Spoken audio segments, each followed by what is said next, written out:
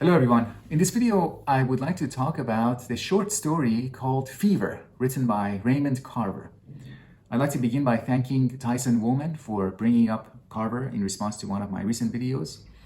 And today, I was thinking about Raymond Carver and I found a story, one of his stories, in this collection, American Short Story Masterpieces.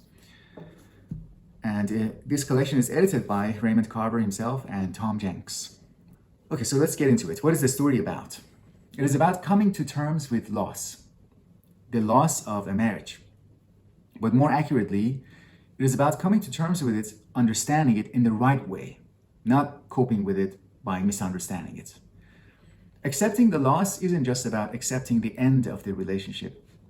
It's also about accepting the end of a world or the end of a period in one's own identity, where the relationship was an essential part of that. So a relationship is an essential part of a person's identity and an essential part of the world in which the person is living and thinking. Our central character, Mr. Carlyle, is a school teacher and he has 2 kids, and his wife left him a few months prior to the moment we find him at the beginning of the story. We read that his wife left him to be with one of his colleagues, Mr. Hooper. Mr. Hooper and Mrs. Carlyle, and her name is Eileen, are now living their new life in Southern California. He's a teacher and the summer is coming to an end, and Carlyle now has to go back to his teaching job and he needs to find a babysitter for taking care of his 2 kids. He's having bad luck finding a good babysitter. While he's dealing with his day-to-day life, his job, the babysitter problems, and new romantic interest, Eileen, his wife who left him, Eileen keeps reaching out. She keeps calling him. And the character of Eileen is presented as someone who's a little bit new agey. She talks about karma, good vibes, and that sort of superficial spiritual discourse. We don't know much else about her. She has some artistic interests. But we join Carlyle himself and we sympathize with his irritation. Like, why is she like that? Why is she so superficial? And we get irritated at her, joining him and feeling irritated at her and her stream of unsolicited advice.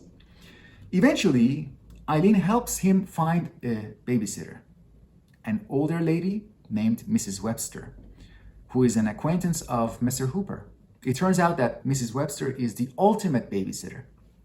She's great with kids, reliable, kind, and genuinely caring.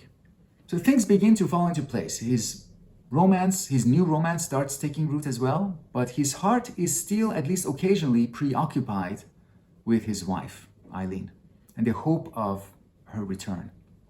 Soon after things begin to settle, the fever begins. So the story's title is Fever. And the fever coincides with the bad news. What is the bad news? That Mr. and Mrs. Webster, the good babysitter, and her husband, they've decided to move to Oregon for family reasons and financial reasons. So the great babysitter is soon leaving. There's a strong symbolic link between 2 of the characters in the story. The symbolic link between 2 characters, namely Eileen, the wife who was left, and Mrs. Webster. Why do I see this link in this correspondence? Because they are both associated with perfect start, with hope, and perhaps with a sense of permanence. Both, the beginning of a marriage with Eileen and the beginning of a relationship with a great babysitter, they both start with the hope that things are going to work out from now. Everything is going to be fine starting now onwards.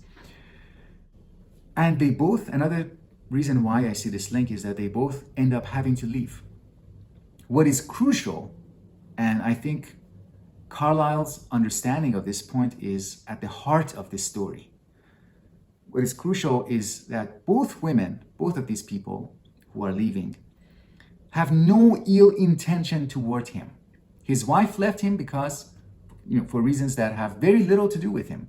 She wanted to pursue her life with Hooper. She wanted to be an artist and live her new agey life in Southern California, maybe learn about Eastern spirituality and maybe becoming a life coach, I don't know. Mrs. Webster, similarly, has to live for her own reasons. My great art teacher, Kevin McCormick, who I've mentioned before in previous videos, Kevin used to emphasize this insight, especially when we were working on John P. Shanley's play called The Dreamer Examines His Pillow. There's a moment in that we were working through in that play, and Kevin used to say that it's possible to love someone while being unable to give them what they need. And being unable to give someone what they need doesn't mean that you don't care about them. So that apparent paradox, it makes sense. In the case of the characters in Fever, Mrs. Webster and Carlisle's wife, Eileen, both are unable to give him what he needs. The wife is unable to stay with him because she will be unhappy, and Mrs. Webster is unable to stay for her own reasons. But that doesn't mean that they don't care about him. In my mind, the difficulty of grasping this point, like the fact that it's very difficult to understand this, to grasp it, that's why Carlisle gets the fever. And the fever symbolizes that difficulty to understand. In his feverish state, he starts to do something very interesting. He starts telling the story of his marriage to Mrs. Webster from the beginning to the end. And we can see that he can hardly cope.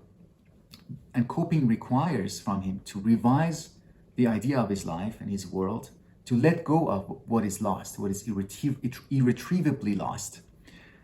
Here's a quote from the story towards the end. We read about Carlisle.